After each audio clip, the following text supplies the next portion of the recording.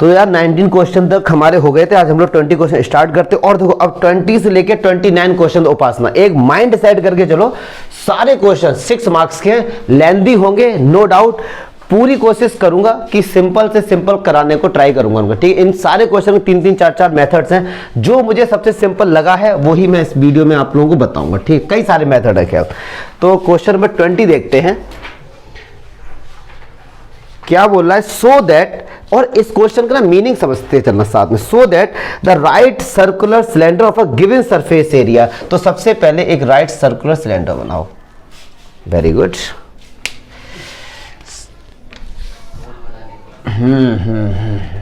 एक right sir, जैसे ही बोला उन्होंने राइट सर्कुलर सिलेंडर, तो सबसे पहले एक राइट सर्कुलर सिलेंडर। अच्छा, राइट बोला गया है, इसका मीनिंग क्या हुआ, एंगल कितने का होगा 90 डिग्री, मतलब ये वाला जो एंगल होगा कितने का होगा 90 का होगा। क्लियर है सर। चलिए, ये हमारे पास एक राइट सर्कुलर सिलेंडर हो गया। कह रहे हैं गिवन क्या है इसका सरफेस एरिया। अब बड़ा लॉजिकल क्वेश्चन है, इसको समझाऊंगा एक चीज। देखो आर ये हो गया, सपोज एच हमने हाइलाइट कर ली। तो सरफेस एरिया क्या होता है इसका, आपको याद होना चाहिए 2 pi R H plus 2 pi are square. ये गिवन है, ये क्या है गिवन। अभी बताएंगे एक चीज और। So that the right circular cylinder of a given surface area and maximum volume, मतलब किसको मैक्सिमम दिखाना है, वॉल्यूम को। किसको मैक्सिमम दिखाना है, वॉल्यूम। तो हमारे पास जो ऑब्जेक्टिव फंक्शन है, जो हमारे पास ऑब्जेक्टिव फंक्शन है वो क्या है पाई आर स्क्वायर एच, क्योंकि वॉल्यूम क्या होता है, इसी को तो मैक्सिमम दिखाना है हमको। चलिए,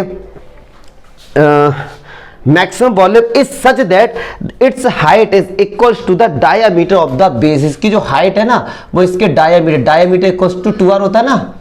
बस ये मैंने डेटा लिख लिया। अब देखो आपको मैं एक बताता हूं, कभी क्वेश्चन में अगर ये बोला जाए ना कि सरफेस एरिया गिवन है, मुझे एक कागज दो जरा फाड़ के जरा, ये क्वेश्चन को पहले समझ लो, सॉल्यूशन आ जाएगा, डजेंट मैटर। सरफेस एरिया है कि ये एक सिलेंडर है, सिलेंडर का सरफेस एरिया गिवन है।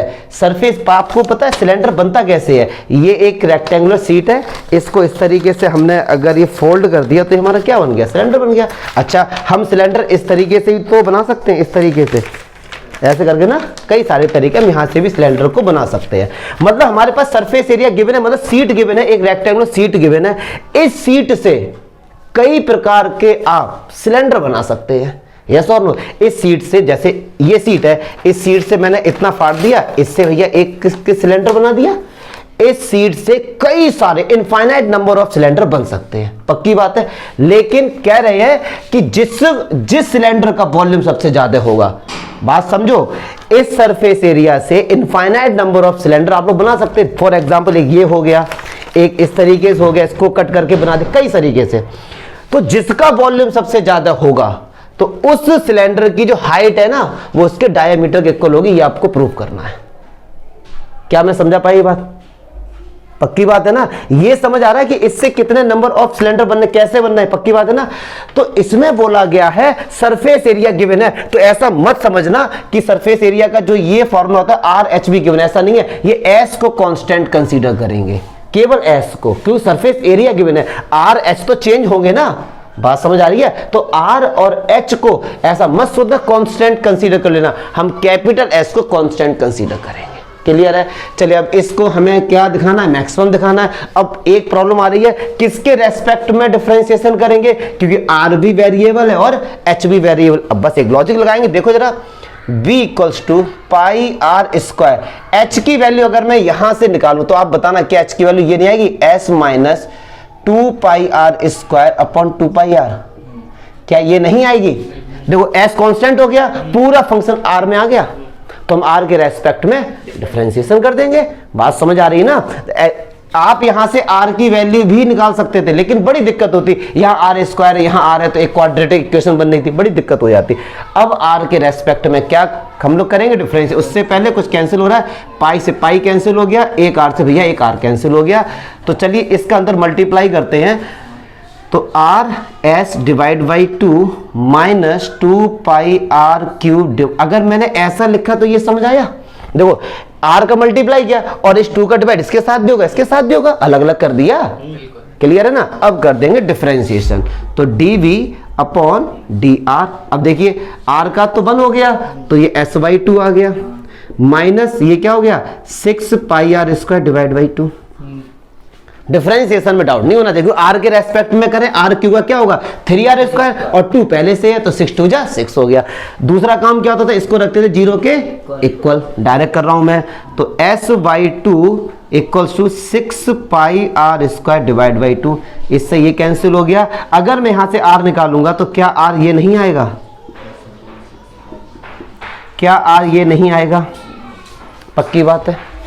अब आपको ये दिखाना है, अब आपको ध्यान है ना कि जब हमने इसको रखा 0 के इक्वल r, ये क्रिटिकल पॉइंट आता था, फिर इसको नंबर लाइन पे हम लोग रिप्रेजेंट करते थे, मुझे नहीं लगता पेपर दे दो यार। चलिए तो क्या करते थे, इसको 0 के इक्वल लगा r आता था, फिर इसको नंबर लाइन पे दिखाओ, नंबर लाइन पे से कैसे दिखा पाओगे, बड़ा टफ है ना, तो सेकंड डेरिवेटिव से, किससे करेंगे, सेकंड डेरिवेटिव से, क्योंकि ये r बराबर ये आ गया। अब ये दिखाओ भी तो, क्योंकि हमको ये मैक्सिमम दिखाना है ना, तो ये मैक्सिमम दिखाना भी तो हमको पड़ेगा, बात समझ आ रही है ना मेरे भाई।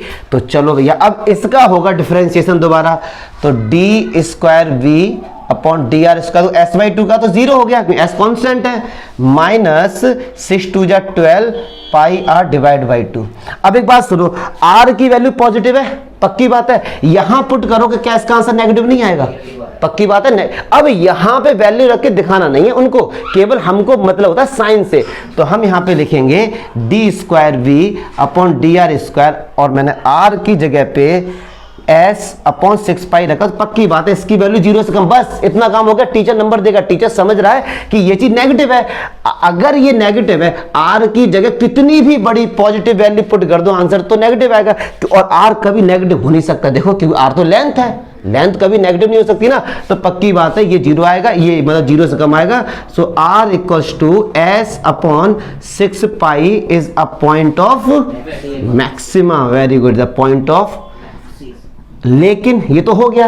अब इस सिलेंडर का वॉल्यूम मैक्सिमम हो गया, तो हमें रिलेशन तो ये भी दिखाना है, मैक्सिमम हमने ये दिखा दिया कि इस रेडियस पे इस सिलेंडर का वॉल्यूम क्या है, मैक्सिमम है। अब हमें ये रिलेशन भी दिखाना पड़ेगा, काम करो यहां से अंडर रूट स्क्वायर कर दो इसका, तो r² बराबर क्या s/6π हो गया, क्रॉस मल्टीप्लाई करो 6πr² इक्वल टू s हो गया, मुझे नहीं लगता कोई डाउट होगा। और s बराबर गिवन क्या है, ये रहा, तो इस s को हटाओ और 2πrh प्लस 2πr² कर दो, क्या कोई दिक्कत, 6πr² से 2πr² गया तो 4πr², ये कितना बचा 2πrh, पाई से पाई, 2 2 जा 4, एक r से एक r, तो 2r बराबर h आ गया, ये तो प्रूफ करना था हमको।